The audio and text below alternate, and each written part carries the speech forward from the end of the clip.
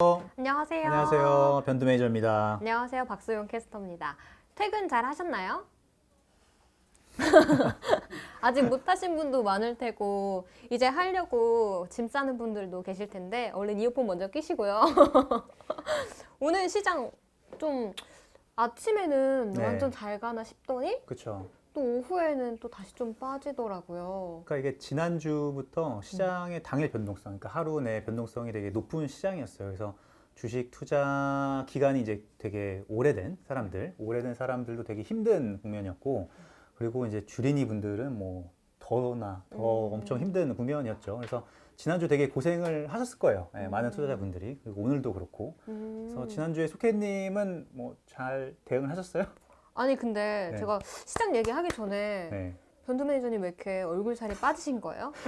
저랑 같이 나온다고. 제가 저도 다이어트 해야 되는 네, 거예요? 아니, 같이 그게 아니라 경쟁심리 느끼면서? 일단 지난주에 제가 그 첫 영상을 보고 나서 제 얼굴이 너무 크다는 걸 좀 알았고, 에이. 네, 그게 아니라 지난주에 제가 급체 플러스 좀 장염기도 좀 같이 와가지고 일주일 동안 좀 고생을 많이 했습니다. 그래서 요즘에 바이러스 장염이 전파도 되고 유행을 한대요, 요즘에. 그래서 많은 분들 조심하시길 바랍니다. 예, 정말 힘들어요. 하지만 한 그래도 4kg 정도 빠졌기 때문에 예, 다이어트 효과는 좋았어요. 화면에는 예. 엄청 더 멋있게 나오는 것 같아요. 아픈 사람 같지 않나요? 아, 네. 그러면 네. 연휴 내내 쉬셨어요? 이번 연휴 내내 거의 집에서 거의 낮잠을 한 두세 번씩 잤던 것 같아요. 계속 밥을 못 먹으니까 에너지도 없고 뭐 나갈 수도 없고 해가지고 계속 하루 종일 먹고 자고 네, 그렇게 했었던 것 같아요. 그래서 어쨌든 많이 컨디션은 회복했습니다. 네. 근데 이번 주에 저는 연휴가 있었잖아요.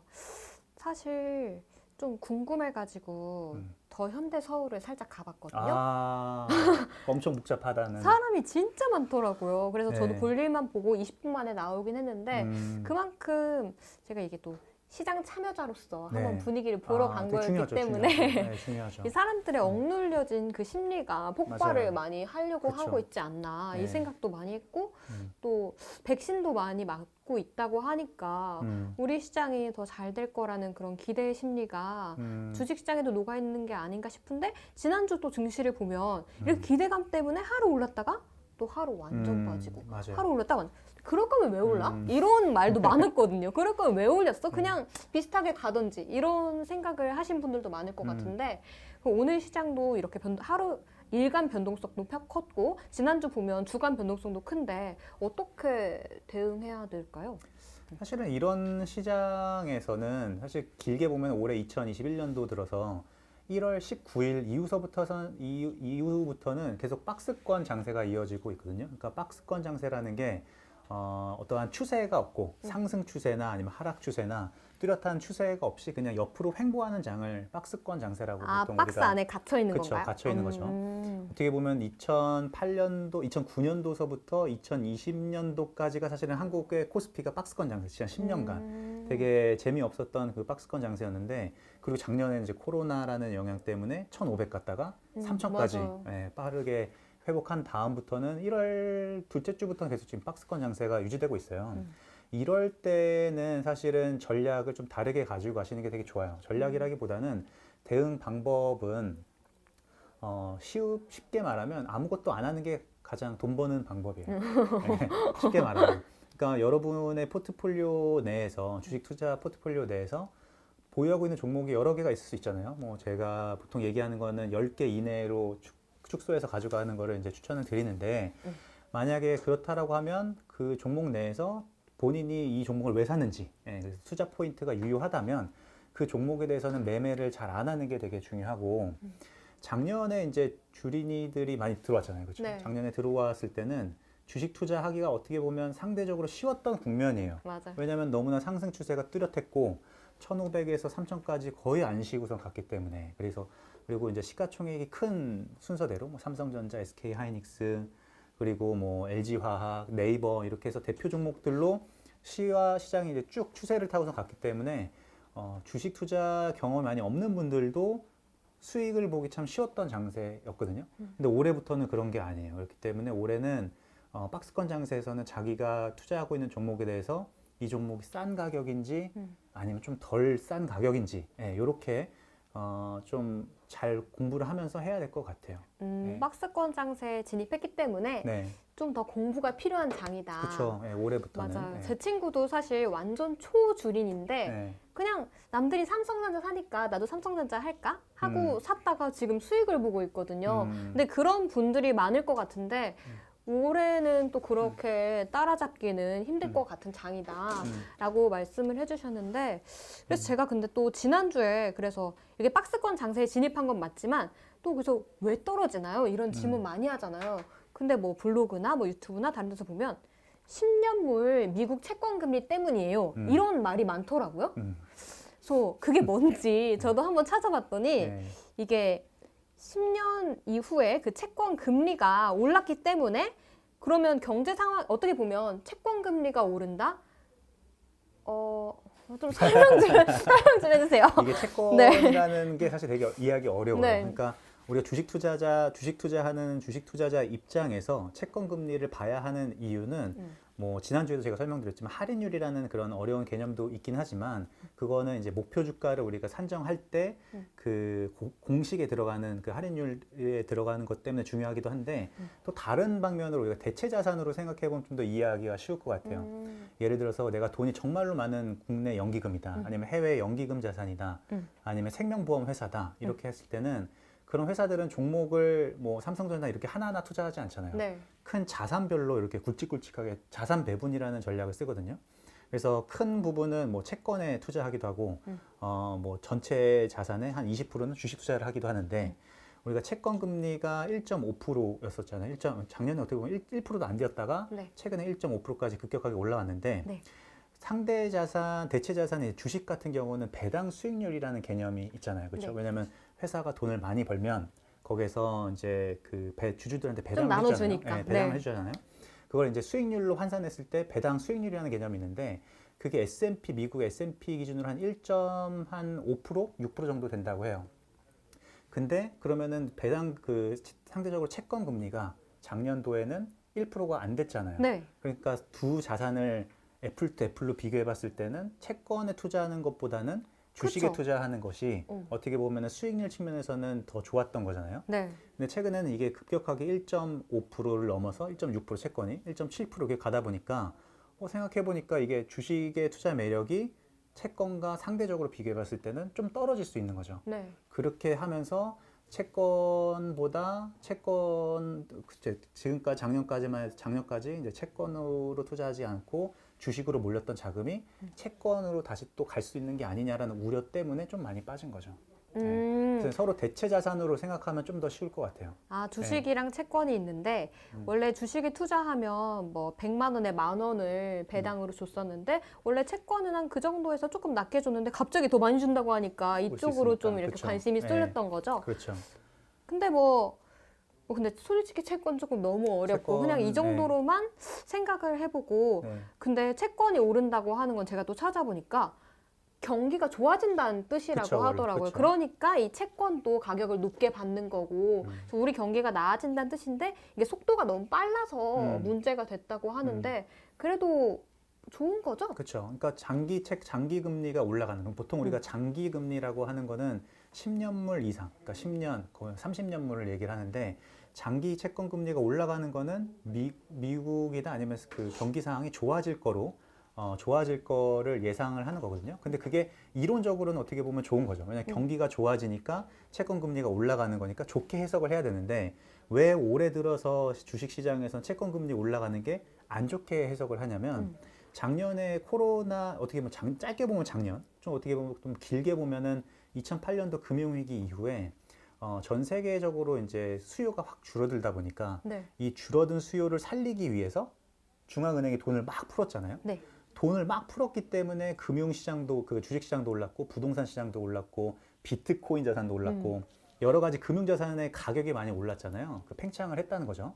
근데 이게 경기가 좋아져서 중앙은행들이 지금까지 풀었던 돈을 조금씩 회수를 한다면 그렇게 한다면은 지금까지 팽창했었던 가격이 조금 더 떨어질 수 있다라는 우려 때문에 채권 금리 올라가는 거를 주식 시장에서 지금 안 좋게 해석을 하는 건데 이론적으로 보면은 그 채권 금리가 점진적으로 우상향하는 거는 경기 상황에는 좋은 거죠. 이 속도의 문제인 거죠. 속도의 문제. 뭐 너무 걱정할 건 아니다. 네, 네. 그냥 지금은 박스권에 진입했다라는 거 생각을 하면서 네. 우리가 뭐 남들 다 사는 거 시총 상위주를 따라 사야지 하는 생각보다는 좀 더 가치주나 이렇게 공부를 해서 다시 포트폴리오를 꾸려가 보자. 그렇죠. 그러니까 그렇게 해나가야 네. 하는 장이다. 그렇죠. 이게 저희가 그래서 퇴근 후 주식 생활을 저희가 일주일마다 하는 이유도 좀 이렇게 어려운 컨셉을 좀 쉽게 설명을 좀 해드리고, 그리고 이제 작년과 다르게 작년에 이제 주식 투자를 새로 시작하시는 분들이 많이 유입을 됐는데 네. 작년까지만 해도 좀 쉬운 장이었죠. 왜냐하면 맞아요. 상승장이었고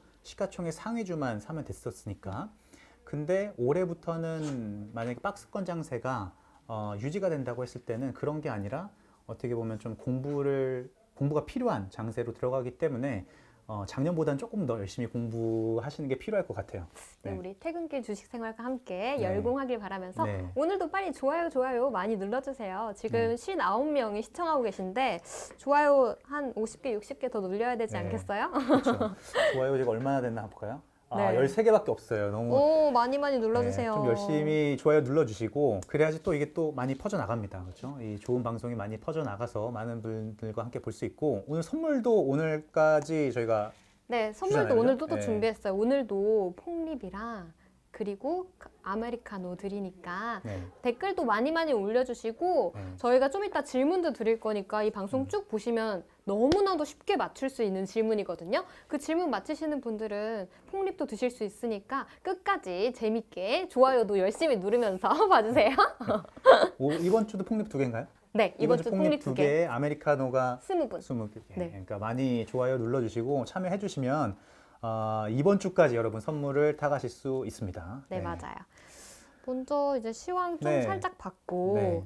이번 주에 근데 제가 보니까 되게 많은 전 세계적인 이슈가 있더라고요. 그래서 이번 주는 사실 월요일 쉬었잖아요. 그쵸. 쉬면서 화수목금 4일 남아있는데 오늘 벌써 지났고 3일 남았는데 또 어떻게 해야 될까? 왜냐면 저희가 주식 이게 시황하면서 금요일은 약간 쉬는 장? 뭐 이렇게 말을 하고 네. 월화수목 이렇게 보는데 그럼 벌써 이틀밖에 안 남은 거잖아요. 그래가지고 또 뭐가 있을까 어떤 거를 주의해야 될까 봤더니 이번 주에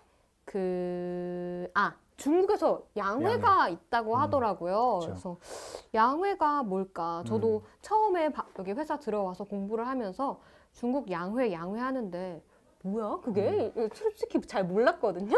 네. 근데 저처럼 이렇게 주식에 관심 있다고 하는 분들도 중국의 양회는 뭔지 모를 수 있거든요. 왜냐면 우리가 뭐 FOMC 하도 많이 얘기를 하니까 뭐 알 수 있다고 하지만 양회는 사실 생소해서 제가 찾아보니까 양회 이게 2가지 회합이라고 하더라고요. 맞아요. 한자 네. 뜻이. 네. 중국에서 열리는 뭐 연례 최대 행사라고 하는데 근데 이거를 왜 봐야 되는지 이게 좀 궁금한데 왜 봐야 돼요? 일단 중국 양회는 말씀해 주신 것처럼 크게 이제 2개 회의가 함께 진행된다고 해가지고 이제 양회라고 보통 얘기를 하는데, 아마 여러분이 뭐 기사에서 보면 좀 헷갈려요. 왜냐면은 어떤 기사에는 이번 주 이제 3월 4일부터 양회가 시작된다라는 기사가 나올 때도 있고, 어떤 거는 3월 5일부터 전인대가 시작이 된다라고 얘기하는 것도 있고, 또 3월 4일에는 이제 정협이 시작된다 뭐 이렇게 얘기하는 경우가 있거든요. 그래서 먼저 이제 그 양회에는 정협과 전인대 2개 회의가 함께 진행되는 회의로 이제 여러분이 생각하시면 되고, 정협 같은 경우는 전국인민정치협상회의의 줄임말이고 전인대는 전국인민대표회의예요. 그래서 중국이 워낙에 나라가 크다 보니까 각 그 성에 모여있는 대표들이 각자의 정책들을 가지고 있을 거잖아요. 네. 그런 사람들은 일단 1년에 한 번씩 모여가지고 우리가 이 큰 중국이라는 나라를 좀 더 멋진 나라로 만들기 위해서 어떠한 정책을 단기적으로, 그 다음에 중기적으로, 장기적으로 어떤 계획을 해 나가야 될지에 대한 논의하는 자리예요. 그래서 경제적인 측면도 그렇고 정치적인 측면도 그렇고 1년의 가장 큰 행사라고 보시면 돼요. 그리고 그 행사, 이제 주식 투자자 입장에서 그러면 양회가 왜 중요하냐면 보통 양회가 10일 정도 진행이 돼요. 그 과정에서. 그래서 되게 그 10일 동안, 그러니까 3월 4일부터 이제 그 정협이 시작이 돼서 이제 10일 동안 양회가 시작이 되는데, 그 과정에서 되게 많은 뉴스가 나와요. 네. 뭐 중국이 올해부터는 어떤 정책을 시행한다더라, 아니면 어떤 거에 조금 더 힘을 준다, 뭐 이런 게 많이 나오거든요. 그리고 이제 양회가 끝나고 나서 보통 한 3월 말이나 4월 초 정도에 세부 계획안이 발표가 돼요. 이번에는 우리가 이번 올해는 우리가 이러한 정책을 이렇게 달성하기 위해서 이러한 세부적인 정책을 내가 할 것이다 라는 게 나오거든요. 그럼 이제 국내 주식 투자자들 뿐만이 아니라 중국 증시도 그거와 관련된 산업 그리고 그거와 관련된 종목들이 또 주가가 많이 움직이고 그거와 연동돼 가지고 한국 증시에도 좀 영향을 많이 주기 때문에 주식 투자자 입장에서는 양회가 꽤 중요하죠. 방금 네. 근데 초코만 민트님께서 댓글 올려주셨는데 양회는 1년에 몇 번 하는 거예요? 1년에 한 번. 1년에 네, 한 번이니까 더 이렇게 중요하게 네. 생각해야 되는 문제구나. 아, 그리고 근데 제가 또 보면서 저 중국이란 나라가 이렇게 중요하다고 G2니까 네. 중요하겠죠? 근데 올해 이게 매년 진행하는 중요도는 항상 되게 다 중요하죠. 네. 왜냐면은 뭐 정책을 공유하는 자리고 그리고 이제 고민하는 자리이기 때문에 매년 양회가 중요하지만 네. 올해 특히 중요한 이유가 올해 이슈가 되게 많아요. 올해가 중국 공산당 창당이 100주년 되는 해고요. 7월 달이. 그리고 이제 14차 5개년이라고 해서 중국은 5년마다 이제 5년의 계획을 세우고 네. 이 5년 동안에 우리가 이 계획을 어떻게 달성할 건지에 대해서 세부 계획을 막 세우거든요. 그래서 작년까지가 13차 5개년의 마지막 해였고 올해 2021년도가 14차 5개년의 첫 해예요. 그리고 또 내년도에 뭐가 있죠? 베이징 올림픽. 그렇죠. 내년에 베이징 동계올림픽이 있어요. 그렇기 때문에 사실 어떻게 보면 단기적으로 보면 내년도에 그 동계올림픽에 대한 그걸 어떻게 성공적으로 개최를 할까? 그거에 대한 할 수 이제 있을까요? 그렇죠. 요즘에 그 정치적인 이슈가 할 수 있을까요? 정치적인 이슈가 있어가지고 뭐 근데 뭐 되겠죠. 되겠죠. 뭐 지금 상황으로는 그래서 단기적으로는 동계올림픽을 어떻게 잘 개최할 건지에 대한 뭐 계획안이 나올 거고 중기적으로는 14차 5개년을 향후 5년 동안 우리가 어떻게 할 건지에 대한 세부 계획안이 나올 거고 좀 더 장기 계획은 2023년, 2035년, 2035년까지의 중국의 장기 계획에 대한 큰 방향성도 나와요. 그래서 이번 양회가 단기, 중기, 장기적인 그 정책 방향성에 대한 아이디어와 그다음에 세부적인 그 정책들이 많이 발표될 수 있기 때문에 그래서 이번 양회가 중요하다. 이번에 양회의 시작은 3월 4일이죠. 그러니까 내일 모레잖아요. 목요일이요. 목요일부터 시작이 된다라고 생각하시면 될 것 같아요.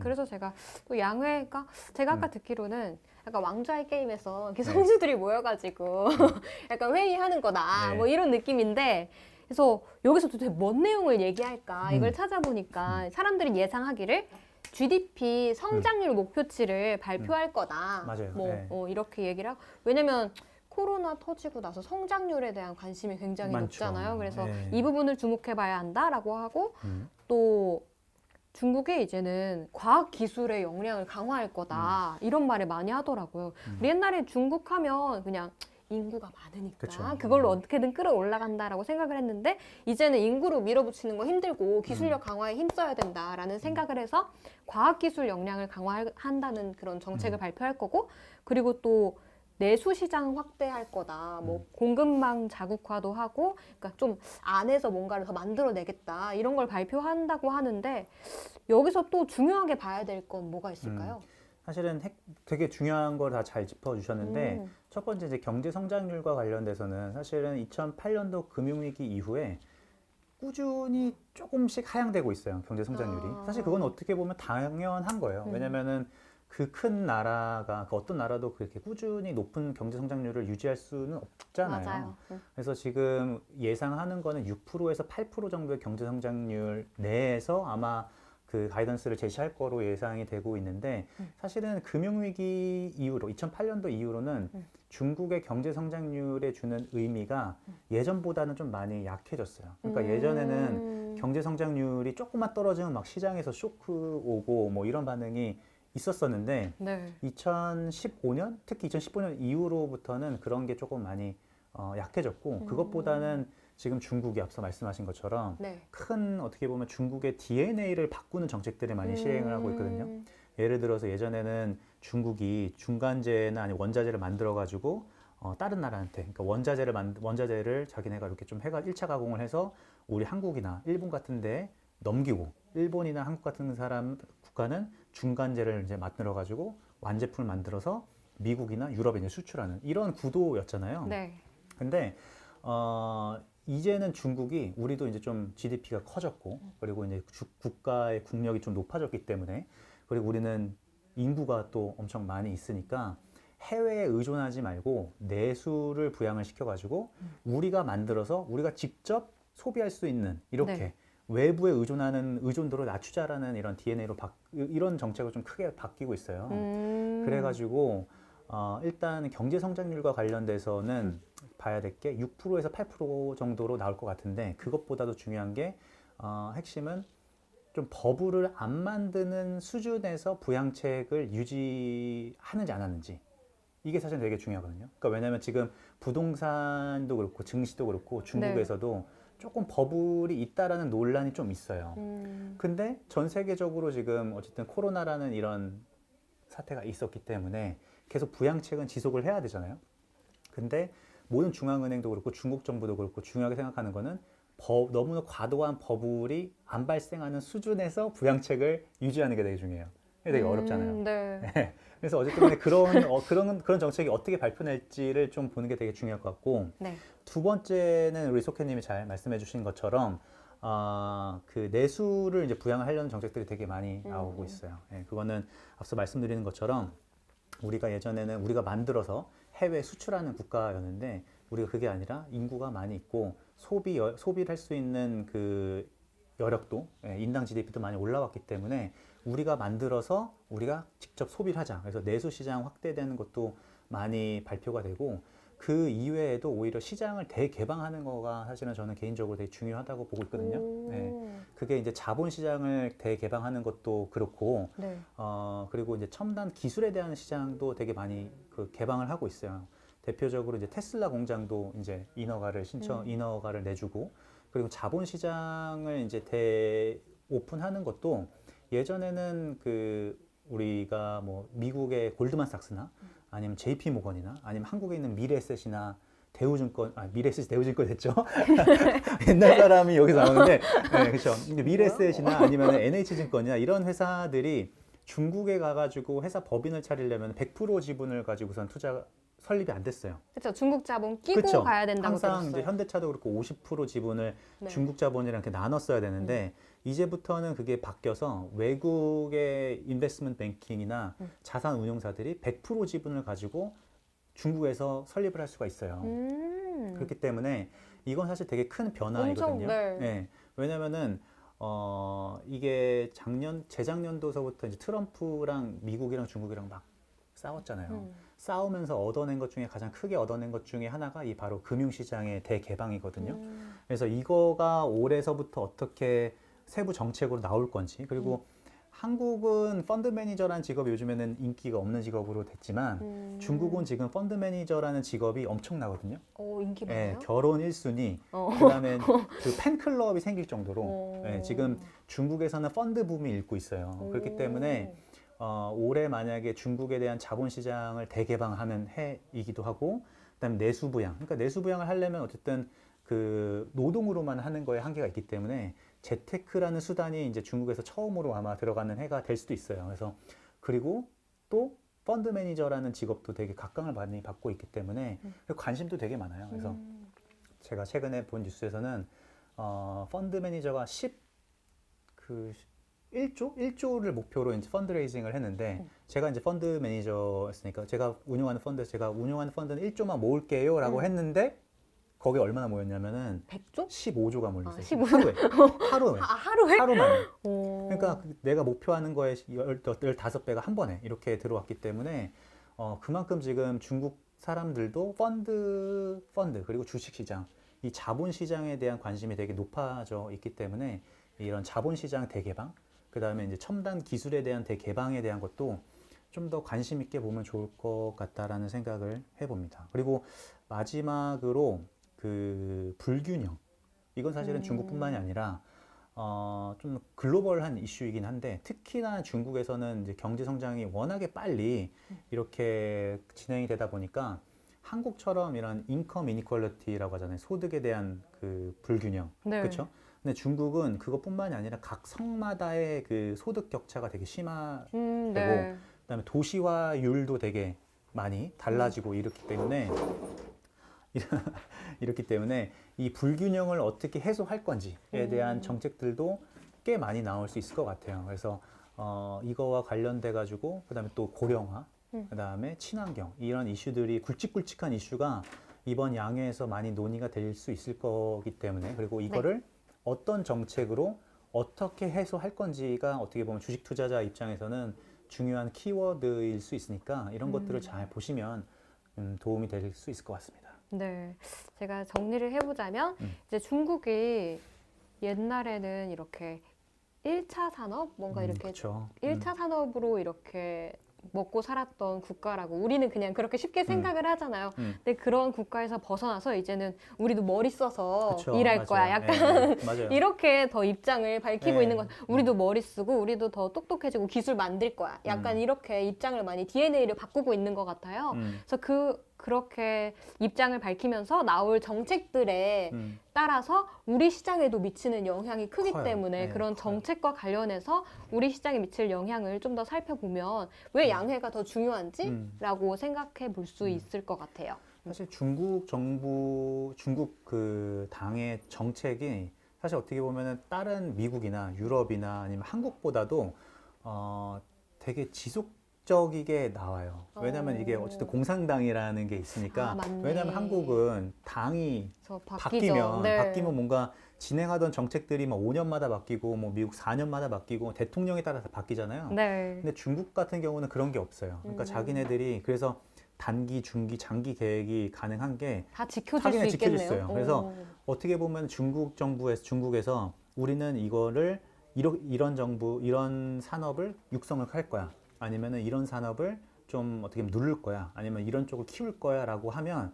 이게 단기적으로 1, 2년 안에는 이게 가시적인 성과가 안 나올 수는 있지만 좀 더 긴 호흡으로 만약 5년에서 10년 정도 보면 지나고 보면은 그게 다 이루어져 있어요. 그렇기 때문에 우리가 장기 투자하는 입장에서는 지금 더 잘 지켜봐야 될 것 그쵸, 같아요. 잘 봐야 돼요. 그래서 중국이 어떤 쪽을 중요하게 보는지 그러면 그게 정말로 단기적으로 성과가 안 나올 수는 있지만 5년, 10년 뒤에는 분명히 그 이루어져 있을 거거든요. 그리고 우리 생활에 더 직접적으로 올 수 있는 게 많기 때문에 양해는 좀 중요하게 특히나 올해는 공산당 창당 100주년, 그다음 14차 5개년의 첫 해, 뭐 이런 것들이 다 있기 때문에 중요하게 보면 좋을 것 같다. 이번 주의 시작이니까. 네. 쭉 밀고 나가면서 잘 지키는 중국이기 그렇죠. 때문에 네. 5년짜리 계획도 잘 지켜보자라고 네. 말씀해 주셨습니다. 네. 벌써 그래도 많은 분들이 시청해 주시고 계시는데 좋아요 더 많이 눌러주시고요. 벌써 30분이 지났어요. 우리 원희 영희님은 중국 펀드를 적립식으로 하셨는데 수익률이 좋다고. 이게 중국 펀드가 사실은 좀 뼈 안 좋은 기억이 좀 있긴 하잖아요. 저도 이제 그때가 언제죠? 2000년도 초반이죠. 2000년도 초반에 이제 그 중국 그 친디아 펀드라고 아세요? 잘 몰라요. 그때 이제 2000년도, 2007년도, 2008년도, 2009년도 그때 친디아라고 네. 되게 인기였어요. 중국과 인도가 고성장하는 나라니까 그때 이제 중국이랑 인도 펀드가 되게 많이 있었는데 물론 이제 그때 금융위기 때 엄청 빠졌다가 한 10년간 거의 박스권이었어요, 중국도. 그러다가 이제 최근에 작년서부터 어떻게 보면은 좀 의미 있게 올라오고 있기 때문에 그리고 저는 개인적으로는 올해서부터는 중국 시장도 되게 긍정적으로 보거든요. 네, 그렇기 때문에 아마 그 원희영희님은 지금 적립식으로 하시는데 계속 하셔도 좋을 것 같다라는 생각이 듭니다. 네. 서학개미 말고 이제 중국개미? 뭐 더 생겨날 수 있지 네, 않을까라는 생각도 드는데 맞아요. 제가 아까 그 채팅창 보니까 우리 변두 매니저님 건강을 생각해 주시는 분들이 많이 계시더라고요. 지금 감사합니다. 이렇게 네. 전인데 열심히 설명해 주셨으니까 네, 네. 물 한 잔 드세요. 네. 네. 감사합니다. 네. 그리고 또 여기 보니까 아까 중국 진출하시면 인기 끄실 듯. 제가 중국어를 할 수 있어야 되는데 중국어를 못해가지고 이 진출을 못했습니다. 근데 정말 한 작년도서부터 그 펀드 매니저, 그러니까 옛날부터 한 5년 전부터 펀드 매니저라는 직업이 그 한국에서는 이제 억 단위 맞아요. 연봉이잖아요. 억 단위 네, 연봉인데 억대 연봉. 중국은 굉장히 10억 인기 있는 직업 아니에요? 한국이요? 한국에서도? 아유, 한국 요즘에는 펀드 매니저라고 인기 없죠. 아, 그래요? 인기가 많이 없어졌어요. 그래서 제 후배들도 그렇고 많이 이제 지금 나오고 있는 거고, 저도 나왔잖아요. 저도 10년간 하다가 나왔고, 근데 중국은 한 3, 4년 전만 하더라도 이게 억 단위가 아니라 몇십억을 받는 그 직업이었어요. 몇십억이요? 예. 근데 지금은 올해부터는 아마 그게 더 커질 거예요. 왜냐면 제가 최근에 뉴스를 보면은 이제 예를 들면 옛날에 그 자산운용사에서 이제 일하던 사람 펀드 매니저들, 스타 펀드 매니저라고 하잖아요. 요즘에는 스타 펀드 매니저가 한국에는 없어졌잖아요. 네, 그렇잖아요. 없어요. 예. 2008년도 그다음에 2010년도까지만 하더라도 스타 펀드 매니저라는 게 있었는데 중국은 이제 그런 스타 펀드 매니저가 탄생이 됐고 그 스타 펀드 매니저들이 나와서 네. 자기 운용사들을 창업을 하는 국면으로 들어갔어요. 오. 그래서 이 사람들이 단순히 몇십억 단위 연봉을 받는 사람이 아니라 거의 100억 이상 단위로 버는 정말로 이제 주식과 자산 운용으로 정말 재벌이 되는 그런 게 아마 최근부터 중국에서 일어나고 있거든요. 그렇기 때문에 그렇게 되면 아마 또 돈이 더 몰릴 거고 최근에 뭐 그 팬클럽까지 생긴다고 하니까 진짜요? 예, 팬클럽도 있대요. 그래서 오. 그 펀드 매니저들 사진도 나오고 뭐 좋아요도 엄청나게 나오고 한다고 하니까 틱톡커처럼 예. 그렇게 인기 많아지는 거예요? 네. 아, 그럼 제가 그러니까. 또 살짝 든 생각은 아까 양회에서 네. 그러니까 이제 경제 정책 발표를 하면서 이제 외국인들도 가서 그냥 본인 자본 100%로 네, 중국에서 회사 설립할 수 있다라고 하셨잖아요. 네. 한국에 계신 이런 투자 관련 네. 사업하시는 분들 가시면 인기 폭발할 것 같은데요? 아마 조그만 회사들은 못 갈 거고 왜냐면 그게 아. 워낙에 이제 그 규제나 이런 것들이 있을 거니까 아마 근데 한국에 있는 자산 운용사들도 아마 적극적으로 검토할 거예요. 왜냐면은 그쪽으로 중국으로 투자하고 싶어하는 사람들 많고 사실 특히 이제 국내에서도 투자하고 싶어하는 사람들도 많기 때문에 그런 흐름이 많이 있을까 싶고 그게 그럼 왜 그러면 주식 시장과 연결이 되냐면 네. 결국은 수급이랑 연결이 되는 거예요.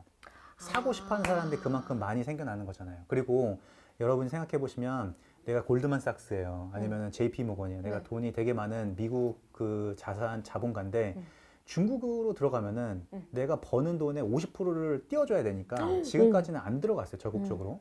근데 이제는 중국 시장에서 내가 버는 돈을 100%를 다 내가 가지고 올 수 있기 때문에 지금 미국에 우리가 소위 알고 있는 되게 유명한 헤지펀드, 그 다음에 자산 운용사 대표들이 중국 법인을 적극적으로 세우고 있고 그러면 그 사람들이 중국 펀드를 만든다라고 하면 그 사람을 믿고 펀드에 돈이 유입이 될 거 아니에요. 네. 그러면 그 펀드에 유입된 돈이 중국에 상장되어 있는 주식을 살 거고 네. 그렇게 되면 이제 옛날에 우리가 코리아 펀드 시절 때처럼 돈이 돈을 계속 버는 그러니까 계속 어쨌든 펀더멘탈은 그대로인데 어쨌든 시장은 그대로인데 계속 사는 돈들이 엄청나게 올라오면 자금이 계속 유입되면서 들어오면서 오면서 주식 시장에 또 어떻게 보면은 또 하나의 흐름이 버블이 버틸 수 있겠죠. 또 하나의 상승 플러스 버블이 만들어질 수 있는 가능성이 있기 때문에 저는 중국 주식에 대한 관심이 좀 많이 있어요.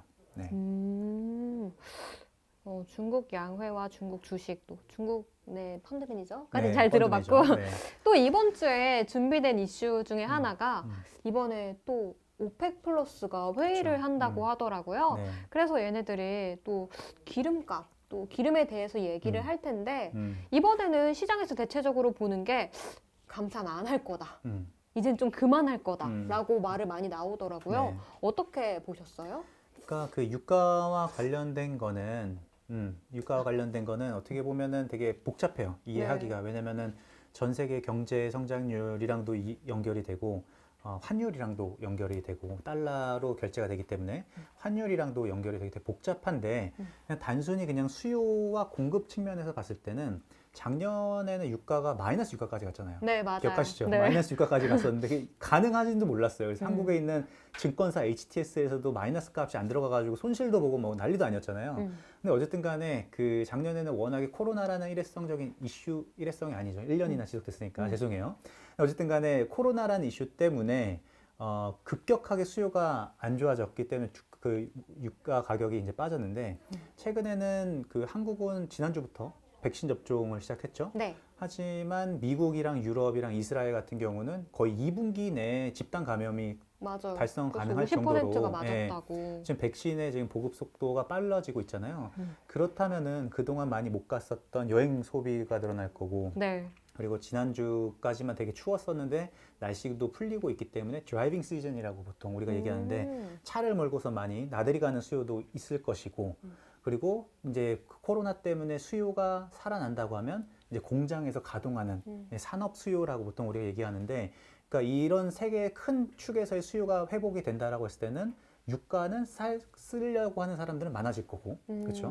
근데 이제 공급을 봐야 되는데 공급은 다양한 이슈가 있어요. 왜냐하면 이 오펙 플러스라는 회의가 그 원유를 수출하는 국가들이 모여가지고 어떻게 보면은 이제 카르텔을 형성을 한 거죠. 그래서 마약 카르텔? 네.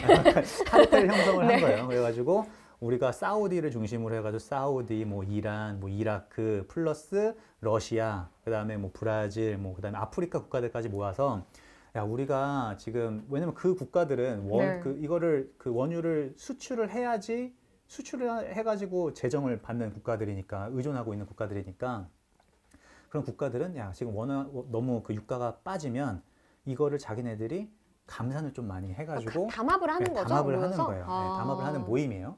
근데 꼭 중간에 튕겨 나간 애들이 있어요. 대표적으로 이제 러시아가 조금 이제 좀 러시아랑 브라질 뭐 이런 멕시코 이런 애들이 조금 말을 잘 안 듣고 그렇게 하는데 그래서 어쨌든 간에 작년까지만 해도 이 그 감산의 합의가 되게 잘 됐어요. 왜냐면은 워낙에 유가의 수준이 낮으니까 모든 사람이 힘들잖아요. 오펙에 있는 모든 국가들이 원유를 수출하는 국가들이 다 힘드니까 우리 다 같이 감산하자에 대한 합의가 잘 됐거든요. 근데 이제 최근에 60불까지 회복을 빠르게 했잖아요. 근데 이번 오펙 회의가 되게 중요한 게 이번 회의에도 감산이 계속 유지가 될지 아니면 감산을 축소를 할지. 네. 근데 그거에 대한 합의가 평화롭게 이루어질지. 왜냐면은 분명히 이제 사우디 왜냐면 이게 MS 싸움, 그 마켓시어 싸움이잖아요. 시장 점유율 싸움이기 때문에 다 그 시장 점유율 싸움이기 때문에 누구는 감산을 하고 싶고 누구는 조금 더 생산을 하고 싶고 왜냐면 사람마다 이게 다 재정의 상태가 다르니까 네. 그렇기 때문에 합의가 잘 안 나오는 경우가 있기 때문에 이번 달에 오펙 플러스 회의가 어떻게 되는지 또 잘 중요하게 봐야 될 것 같아요. 그러면 이 오펙 플러스 회의에 나오는 결과에 따라서 단기적으로 유가의 방향이 좀 달라질 수도 있을 것 같아요. 최근에는 급격하게 60불까지 올라왔는데 네. 이번에 만약에 좀 다른 결과가 나온다고 했을 때는 60불에서 조금 더 다시 좀 상승하는 속도 조절이 조금 좀 천천히 나올 수도 있을 것 같고 이렇게 생각이 돼요. 그러니까 원유 갖고 이렇게 있는 애들이 모여가지고 회의를 하면서 가격에 대한 상한선과 하한선을 정하는 뭐 이런 회의인 것 같은데 얘네들이 이번 달에는 뭐 어떤 내용을 내놓을지가 중요하다고 하셨잖아요. 그럼 이걸 우리가 봐야 되는 이유가 그래서 뭐 정유주를 봐야 되기 때문인가요? 아니면 뭐 네. 아니면 산업 뭐 만드는데 우리가 모든 산업에 기름이 필요하기 때문에 유가를 본다고 하잖아요. 그러면 뭐 어떤 산업과 관련된 주식을 봐야 되는지 우리가 뭐 기름값 오른다. 주차 기름값 모르겠네. 이건 아니잖아요. 아니 그것도 맞아요. 그것도 맞긴 그거 한데 맞아요. 네. 그거는 방금도 말씀해 주셨듯이 기름값이 뭐 마이너스까지 갔는데 내 기름값은 왜 그 정도까지 안 떨어지나요? 우리가 실질적으로 와닿는 기름값의 변동폭은 그렇게 크지 않잖아요. 그렇죠. 더 빨리 움직이는 건 주식시장에서의 움직임인 것 같은데 그래서 유가가 뭐 이번에 감산 뭐 이거 기름 뽑아내는 걸 줄일지 말지 이거에 대한 회의를 왜 봐야 되는지. 네. 유가를 중요하게 봐야 되는 이유는 유가가 우리 모든 소비의 시작점이기 때문에 그래요. 유가를 우리가 정제를 해가지고 정유사들이 이제 정제를 하잖아요. 네. 그럼 거기서 이제 나오는 것들이 이제 그 휘발유에서부터 이렇게 쭈루루룩 나오잖아요. 그거를 또 이제 화학 회사들이 가져가가지고 플라스틱의 원재료가 되는 것들까지도 또 이렇게 뽑아내고. 그래서 그런 것들이 이제 쭉 우리 경제에서 봤을 때, 그리고 우리가 주변에서 실생활하는데 필요한 필수 품목들에 들어가는 원재료가 어떻게 보면 그 처음에 시작이 유가에서부터 시작이 되기 때문에 유가의 가격이 되게 중요한 거예요. 왜냐하면 유가의 가격이 만약 급격하게 오른다. 그러면 여기 시작점이 높아졌기 때문에 이 다음부터의 모든 가격이 올라가는 거예요. 맞아. 그럼 이 모든 가격이 올라간다라는 건 뭐냐? 경제 용어로 인플레이션이 발생한다는 거예요. 맞아. 요즘 네. 인플레이션 얘기 엄청 지금 많이 나오죠. 지난주에도 제가 그 와이프 심부름으로 시장에 가가지고 이제 파를 사는데 파가 6,000원인 거예요. 깜짝 놀랐어요. 정말 놀랐어요. 제가 이게 표현이 안 되는데 맞아요. 제가 파도 그렇고 계란도 그렇고 지금 엄청 비싸요. 제가 아저씨한테 여러 번 물어봤어요. 6,000원인 게 맞냐고 여러 번 물어봤어요. 근데 이게 이게 모든 게 지금 가격이 올라가는 게 다 인플레이션에 대한 얘기거든요. 네. 그럼 인플레이션이 그럼 왜 문제가 되느냐라고 하면 다시 우리가 오늘 초반에 얘기했었던 채권 금리랑 또 연결이 돼요. 네. 너무 시장 우리 경제에서 너무 빠른 가격 인상, 네. 가격이 모든 가격이 올라가는 인플레이션이 올라가게 되면 네. 중앙은행 입장에서는 인플레이션을 잡아야 되기 때문에 금리를 올려요. 기준금리를. 그래서 기준금리를 올리게 되면 그러면 또 다시 이제 우리 또 한번 오늘에 말했던 거의 반복이에요. 네. 기준금리 올라가면 우리가 시중에 풀렸었던 돈들이 다시 이제 회수되는 사이클로 네. 들어가고 이렇게 되는 거예요. 그렇기 때문에 지금 우리가 한 시간 거의 1시간 아니, 지금 거의 40분 얘기했네요. 40분에 얘기하는 동안 동안 이렇게 되는 거거든요. 그래서 결국은 유가라는 거는 모든 경제의 상품, 그 다음에 생산하는 원가의 시작점이기 때문에 우리가 중요하게 봐야 된다. 그래서 이거를 너무 급등시키지 않기 위해서 오펙이라는 국가들이 어떻게 보면 나쁘게 말하면 담합, 좋게 말하면 컨트롤, 관리 하는 거인 거고. 그리고 이제 오펙이 어떻게 보면은 또 정치적으로 또 보면 그 사우디아라비아 같은 경우는 좀 미국과 친한 걸로 많이 알려져 있고, 그 다음에 러시아 같은 경우는 또 중국이랑 또 친한 걸로 많이 알려져 있잖아요. 그렇기 때문에 이게 어떻게 보면은 또 미국과 중국과의 큰 싸움으로도 또 이렇게 또 해석이 돼요. 유가에서도. 그렇기 때문에 제가 이제 유가를 앞서 되게 복잡하다라는 이제 전제를 깔고서 말씀드렸던 게, 단순히 모든 가격은 수요와 공급에 따라 결정이 되지만 유가라는 거는 조금 다른 상품과는 다르게 달러 결제가만 가능한 지금 상품이기 때문에 이게 미국의 기축통화랑도 연결이 되고, 엄청 그래서 되게 크게 보면은 엄청 크게 나뭇가지가 엄청 많네요. 다 되게 엮여 많아요. 있네. 이렇게 잡고 있네요. 다 이렇게. 그렇기 때문에 여러분이 지금 당장은 뭐 이해 다 못하시더라도 유가와 채권 금리는 내가 주식 투자를 하는 데에서는 어떻게 보면 좀 짚어서 가면은 좋은 인디케이터로 생각하시면 좋을 것 같아요. 맞아요. 근데 이게 너무 어려우니까 오늘 다 알아듣기 너무 힘들 것 같고 중간중간 매번 설명해 주세요. 네. 근데 영웅님이 질문을 살짝 주셨거든요. 근데 기름값과 원자재값 인상 등 이렇게 인플레이션이 물가가 올라가는 게 오는 게 경제 회복에 대한 기대감으로 볼 수 있을까요? 좋은 질문인데 보통은 그렇죠. 왜냐하면 수요가 이제 인플레이션이 가격이 오는 게 두 가지 측면으로 볼 수 있잖아요. 수요가 너무 많아. 그래가지고 가격이 오는 경우도 있고, 반대로 수요는 가만히 있는데 공급이 부족해요. 그래서 가격이 오르는 경우도 있잖아요.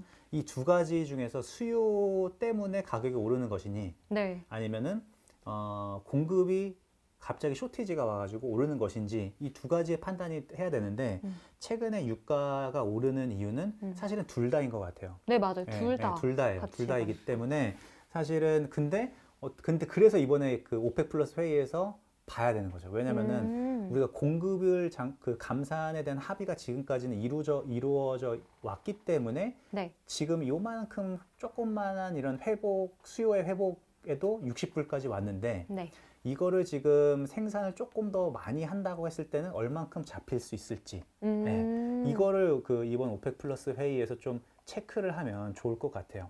근데 앞서 제가 말씀드렸던 것처럼 기본적으로 점진적인 인플레이션은 우리 신용사회, 그 다음에 자본주의 사회에서는 긍정적인 거예요. 우리가 제일 안 좋아하는 거는 자본주의에서는 디플레이션, 가격을 떨어지는 거. 그렇기 때문에 지난 1년간 그리고 금융위기 이후서부터 모든 각 중앙은행들이 펼친 모든 정책을 보면 가격이 하락하는 걸 막기 위해서, 디플레이션이 안 오는 거를 막기 위해서 모든 정책을 풀고 있는 거기 때문에 속도가 문제일 수는 있지만 천천히 우상향하는 인플레이션은 좋다. 이렇게 해석을 하면 될 것 같아요. 오늘 이렇게 유가 오펙 플러스 회의랑 양회에 대해서 알아봤는데요. 좀 수목금 잘 지켜봐야 네. 될 것 같아요.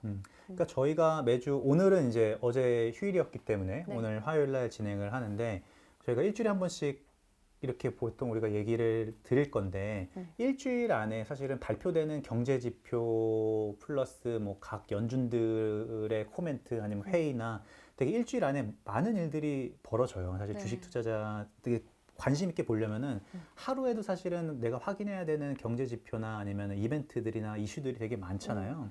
근데 사실은 주식 투자를 처음 하는 사람이나 아니면은 다른 업이 있는 분들은 이거를 다 굳이 확인할 필요가 없다라는 게 제 생각이고 그렇기 때문에 저희가 일주일에 한 번씩 월요일마다 지난주에는 어떤 이슈가 있었고 그다음에 이번 주에는 여러 가지 이슈가 다양한 이슈가 있지만 그 많은 이슈에서 가장 중요하게 봐야 되는 이슈 한두 개만 저희가 뽑아서 이렇게 설명을 드릴 테니까 그 두 가지만 뭐 이렇게 저희가 말씀드리는 것들만 아마 이해하시고 아니면 꼭 이해 안 하더라도 그냥 운전할 때 이렇게 틀어놓다든가 아니면 일할 때 틀어놓다든가 뭐 이렇게 가지고 한 번이라도 들으면 정리를 하면은 좋을 것 같아요. 네. 림CSS2님이 질문을 해주셨는데 매주 화요일에만 방송을 하나요? 아니요, 저희 원래 월요일 날 해요. 네. 매주 월요일 저녁 6시에 하는데 어제 휴일이었잖아요. 그래가지고 오늘은 화요일 날 하는 겁니다. 네. 그래서 오늘 뭐 이슈 잘 들어봤고 근데 제가 네. 또 이렇게 변두 매니저님한테 궁금한 게 있는 게 우리가 주린이들이 많잖아요. 그렇죠. 투자를 분명히 여기 우리 시청자분들께서는 해보신 분들이 많이 계실 것 같아요. 뭐 한 종목이라도 매매를 해보신 분들이 많을 것 같은데 이게 저도 처음 시작할 때 질문했던 게 그 얼마로 뭐 어떻게 사요? 얼마어치 사야 돼요? 네. 그러니까 종목은 사실 자기가 정해놔요. 약간 마음속으로 내가 뭐 들은 거, 공부한 거, 본 거 해가지고 이렇게 종목은 정해놓는데 얼마를 사야 할지 또 뭐 어느 선에서 수익 실현과 뭐 손절을 해야 할지 이게 좀 궁금하거든요. 네. 되게 다양한 질문들이 많은데 네. 일단은 최근에 이제 저희가 지난주에 올린 영상 이제 그 변두 매니저 채널에 올린 영상이 있는데 거기서도 비슷한 질문이었거든요. 뭐냐면 맨 처음에 주식 투자를 시작을 하고 싶은데 얼마로 시작을 해야 될지. 그러니까 보통 우리가 말하는 시드 머니라고 보통 얘기를 하잖아요. 시드 머니가 얼마로 시작을 하면 좋은지에 대한 질문이 있었거든요. 그게 아마 우리 소케님이 지금 질문해 주신 거의 첫 번째 질문이실 것 같은데 이거는 사실은 사람마다 다 다르죠. 이거 사람들마다 가지고 있는 재정 상태나 네. 아니면 지금 맞아요. 일하고 있는 분들은 뭐 또 다를 수 있고 아니면 지금 취업을 준비하는 분들은 또 다를 수 있잖아요. 그렇죠? 그렇기 때문에 자기의 재정 상태에 따라 다르겠지만 네. 근데 저는 20대 친구들이나 아니면 20대에서 30대 분들, 30대 초반인 분들한테 제가 추천드리는 거는 일단은 1,000만 원 정도는 저축으로 모아갔으면 좋겠어요. 주식 투자자가 아니라 일단은 저축으로 1,000만 원까지는 모아보고 그게 뭐 알바를 하든 아니면 월급에서 쪼개가지고 저축을 하든 간에 일단 그게 1년이 걸리든 6개월이 걸리든 3개월이 걸리든 일단은 1,000만 원을 모아봤으면 좋겠어요. 그리고 나서 그 1,000만 원을 가지고 이제 1,000만 원 가지고 이제 저희가 매주 월요일마다 저희랑 같이 공부하는 시황이나 아니면 종목 공부 아니면 제가 또 저희 면두 매니저 채널에서도 하는 종목 공부를 해가지고 본인의 투자 성향에 맞는 종목들 하나 선택을 해서 그 종목 하나를 사는 거예요. 하나. 잠시만요. 네, 하나. 먼저 좀 좋아요 눌러주시고요. 여러분 제가 중요한 질문할 거거든요. 네, 초코만 민트님께서 저랑 똑같은 생각을 해주셨어요. 네. 20대에 1,000만 원으로 네. 한번 1,000만 원 저축하는 습관을 길러보자라고 네. 하셨잖아요. 네.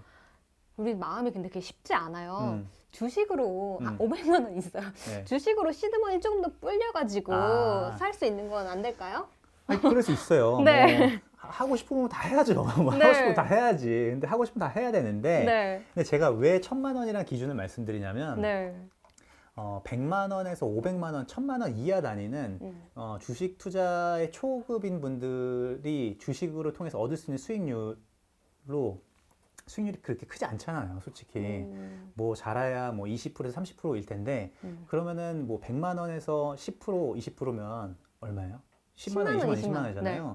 이런 돈은 여러분이 생각보다 이거를 다시 난 10만 원, 20만 원 했으니까 이거를 또 원금을 또 재투자해야지라는 생각이 드는 게 아니라 남자 같은 경우는 술 마시러 가야지, 아니면 여성분들은 뭐 가방 하나 더 사야지, 이렇게 소비를 해버려요. 네. 그렇기 때문에 사실은 이 장기 투자에서 가장 중요한 게 이제 복리 효과인데, 네. 복리 효과를 누리려면 내가 원금도 중요하지만 원금에서 원금 투자해가지고 얻은 수익금 이것까지도 같이 또 재투자를 계속 꾸준히 반복해야지만 복리 효과를 누릴 수 있거든요. 근데 1,000만 원 미만의 단위를 투자하면 네. 거기서 얻는 수익금이 그렇게 크진 않기 때문에, 그렇게 크리티컬한 수익금이 아니기 때문에 손절도 빨리 하고, 네. 그 다음에 투자해서 돈을 벌어도 빨리 써버리고 하는 경우가 많아요. 근데 1,000만 원이 되면 좀 달라져요.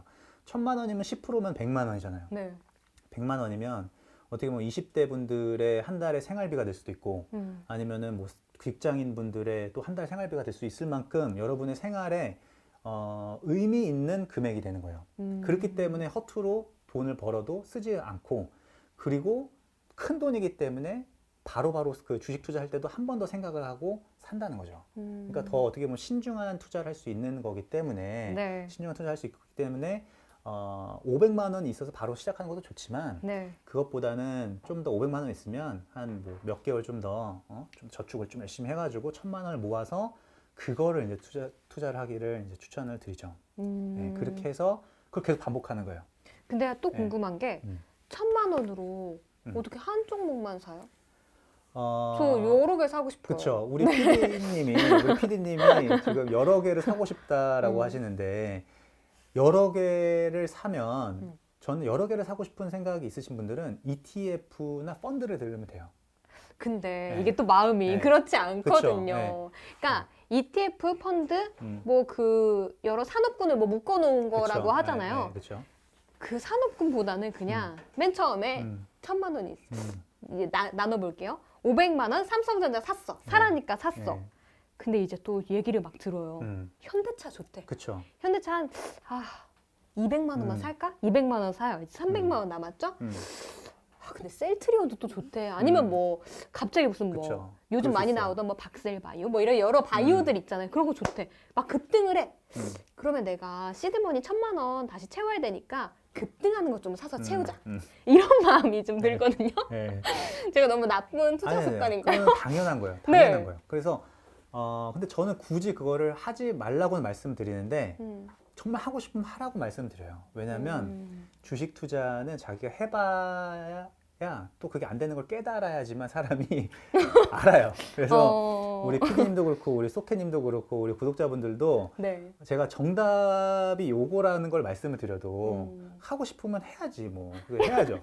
하세요. 하지만 그게 별로 네. 이렇게 도움이 되지는 않다라는 걸 말씀드리고, 이게 한 종목, 두 종목 사는 연습을 해야 이게 그만큼 여러분이 주식 공부도 더 관심 있게 하고 좀 더 깊게 하고, 그 다음에 매수 버튼 누르기 전에 한 번 더 생각하게 돼요. 왜냐면 맞아요. 신중하게 투자를 하게 돼요. 뭐 10만 원씩 투자하면 그냥 막 샀다 팔았다 하잖아요. 네. 그러면 누구만 좋아지냐? 증권사만 좋아지는 거예요. 맞아요. 네. 제가 이거를 말할 수 있는 거는 제가 증권사나 운용사에 소속이 안 돼 있기 때문에 그렇잖아요. 말할 수 있는 거예요. 증권사 그래서 수수료율 때문에 수익이 엄청 난 거예요. 엄청 잘 났다고 그렇기 하더라고요. 때문에 그런 잦은 매매 말고 큰 돈으로 의미 있는 투자를 하는 걸 연습을 해야 돼요.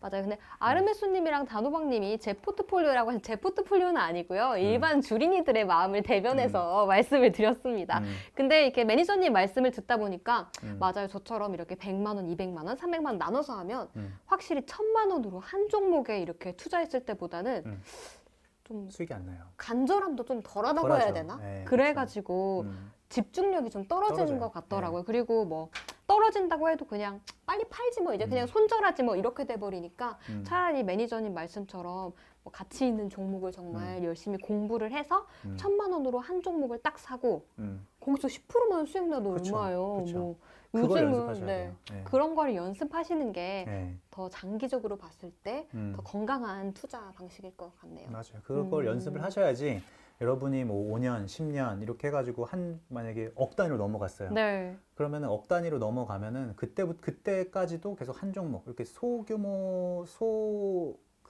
많은 종목이 아니라 네. 작은 종목으로 이렇게 투자를 해야지만 계속 수익률이 계속 불어나가는 거를 할 수 있거든요. 그렇기 때문에 그거를 작을 때부터, 시드머니가 작을 때부터 연습을 해야 내가 투자 금액이 불어났을 때도 그걸 지킬 수가 있어요. 네, 여기 존리님이 또 질문을 올려주셨는데 1,000만 원으로 한 종목 투자했는데 네. 내 거 빼고 다 올라. 아, 그럴 수 있죠. 네. 그럴 수 있어요. 그럴 수 있어요. 충분히 가능해요. 왜냐면 상장 종목은 2,300개가 되니까 네. 2,300개 중에서 내가 선택을 했는데 안 오를 수 있죠. 근데 그때부터는 이제 여러분이 멘탈 관리가 중요한 거예요. 꼭 오늘 안 올라도 되는데 이게 내 거만 안 오르고 다른 게 오르면 이게 되게 소외감. 완전 그렇죠. 느끼죠. 소외감. 포모연. 네. 주식 시장에서 가장 실패하는 가장 큰 원인이 소외감 때문에 그런 거예요. 남이랑 비교하는 거. 예. 우리 한국 사람들이 남이랑 비교하는 거 좋아하잖아요. 그걸 일단 버려야 돼요. 주식 투자에 잘하려면 나 혼자의 갈 길을 간다라는 생각만 하고서 하면 돼요. 예. 이게 펀드 매니저들은 그걸 할 수가 없죠. 왜냐면 펀드 매니저들은 서로 어떻게 보면 경쟁이잖아요. 그렇죠? 경쟁을 해서 내가 수익률을 그 토대로 사람들한테 이제 자금을 받아와야 되는 거기 때문에 네. 경쟁을 해야 되는 거기 때문에 다른 사람들이랑 비교를 되게 많이 하는데 나 개인 투자자면 다른 사람을 비교할 필요 없잖아요. 네. 내 돈이고 내가 목표로 하는 수익률만 내가 맞으면 되니까 오늘 안 오르더라도 내일 오르면 되고 내일 안 오르면 다음 주 오르면 되고 다음 주에 안 오르면 다음 달 안 오르면 되고 근데 이번 달에 안 올랐고 다음 달도 안 올랐는데 그 다음 달로 안 올라. 그럼 그때는 다시 한번 종목을 봐야 돼요. 그때 정도면 내가 이 종목을 산 이유가 내가 잘못됐나? 아니면 시장에서 내가 잘못됐거나 아니면 시장이 잘 안 보거나 이 둘 중에 하나예요. 근데 내가 잘못 보지는 않았는데 아직 시장에서 그거를 인정을 안 해주는 국면이 있어요. 네. 그럼 그때는 버텨야 돼요. 아. 네. 그래서 시장. HTS 장중에 안 보시나 그렇죠. 봐요. 네, 버텨야 돼요. 네. 네, 왜냐면 시장이라는 거는 항상 시장이라는 거는 단기적으로는 그 미인 대회라고 하잖아요. 그렇죠? 그러니까 그 뭐예요? 단기적으로 미인대회가? 이게 그 케인스가 얘기한 건데 주식 시장은 장기적으로 봤을 때는 그 회사의 가치에 따라 주가가 따라가지만 네. 단기적으로 봤을 때는 미인 대회 하는 거랑 똑같다고 했어요. 그게 뭐냐면 어떤 날은 그 기준이 맨날 달라지는 거예요. 오늘은 이 미인 1번 A라는 미인이 이뻐 보이고 내일은 B라는 미인이 이뻐 보이고 다음 날은 또 C라는 미인이 이뻐 보이는 거예요. 그러니까 단기적으로 보면은 미인 대회, 미스 코리아 이렇게 뽑는 것처럼 미인 대회 같은 게 주식 시장이라는 거고 길게 장기적으로 봤을 때는 결국은 가치가 주가와 함께 같이 동행한다. 예, 그런 거죠. 아, 그럼 단기적으로 보면 오늘 얘 귀여운 애 오르고 그럴 수 내일은 있죠. 예쁜 애 오르고 내일 네. 모레는 섹시한 애 올랐지만 어떻게 보면 장기적으로 보면 다 예쁜 애들은 올라올 것? 그렇죠. 근데 중요한 게 오늘 귀여운 애 종목이 내일은 가장 못생긴 애가 될 수도 있는 거죠. 되는 게 주식시장이라는 거죠. 맞아. 그렇기 때문에 오늘 귀엽다고 해서 샀는데 네. 내일 귀여운 게 아니라 안 귀여워질 수 있으니까 그렇게 단기로 하면은 실패할 수밖에 없다라는 거죠. 근데 여기 아까 우리 근데 네. 조금 더 시간이 가기 전에 우리 퀴즈를 드려야 될 것 같아요. 맞아요. 왜냐면은 시간이 퀴즈를 드려야 우리가 선물을 드리잖아요. 그렇죠? 맞아요. 예. 제가 선물 깜빡할 네. 뻔했는데 저희가 준비한 선물이 폭립. 네. 그러니까 제가 아까 보니까 지난주에 드셨던 분이 진짜 맛있다고 하시거든요. 진짜요? 네, 진짜 오. 맛있다고 하시니까 폭립 2세트 준비되어 있고 스타벅스 아메리카노 20잔 하니까 퀴즈. 네. 오늘 퀴즈 해주시죠. 네. 집중해 주시고요. 먼저 좋아요 한번 먼저 눌러주세요. 네. 마지막까지 좋아요, 구독 열심히 눌러주시고 오늘의 퀴즈 내겠습니다. 오늘 우리 퇴근길 주식생활, 우리 퇴주생에서 변두 매니저님과 제가 다룬 이슈 2가지는 뭘까요? 이번 주에 열린다고 했는데 우리가 산업에서 항상 쓰이는 거 그거와 관련된 얘기를 한다고 했고 또 하나는 G2로 불리는 한 국가에서 벌어날 일이라고 했는데 뭘까요? 네. 그래서 이번 주에 중요하게 생각되는 이슈 2가지 저희가 얘기했던 거 그거 2개를 말씀해 주시는 분께 저희가 선물을 드리도록 하겠습니다. 네. 이벤트예요. 이번 주 3월 4일 있는 거. 정답이 나온 것 같아요. 네. 단호박님 양회와 오펙. 네. 또 그다음에 마이디님도 네, 양회와 마이디님, 오펙 네. 플러스. 맞습니다. 오. 네. 2분이 당첨된 것 같아요. 그렇죠? 두 분은 분께 폭립. 네, 폭립이 수 진짜 있습니다. 맛있다고 하니까 폭립. 그리고 다른 드리고. 분들은 저희가 네. 추첨을 통해서 총 20분께 아메리카노 보내드리니까요. 많이 많이 올려주세요. 네, 여기 hkwowtv@wowtv.co.kr로 아이디랑 전화번호 꼭 보내주시는데요. 이거를 근데 내가 당첨됐는지 어떻게 알아? 하실 거 아니에요. 내일이나 내일 모레 커뮤니티에 들어와 보시면 저희 영상도 또 올라와 있고 커뮤니티에 이렇게 당첨되신 분들 닉네임이 써 있을 예정이니까요. 저희 영상 한번 보시고 커뮤니티에서 이름도 확인해 주세요. 네. 맞습니다. 저희가 1시간이 벌써 다 지나갔어요. 네, 네. 똥멍청이님 지각하면 찍기로 선받기 힘듭니다. 다음 시간엔 꼭 6시에 들어와 주세요. 다음 주 월요일 6시요. 월요일. 네. 그럼 저희 인사드릴까요? 다음 주 인사드릴까요? 네. 네. 그러면 저희 오늘 너무 고생하셨고요. 다음 주 월요일 저녁 6시에 우리 퇴근 후 주식생활. 네. 네. 3월 3월 8일. 8일. 네, 3월 8일 퇴근 후 주식생활로 찾아뵙도록 하겠습니다. 감사합니다. 감사합니다.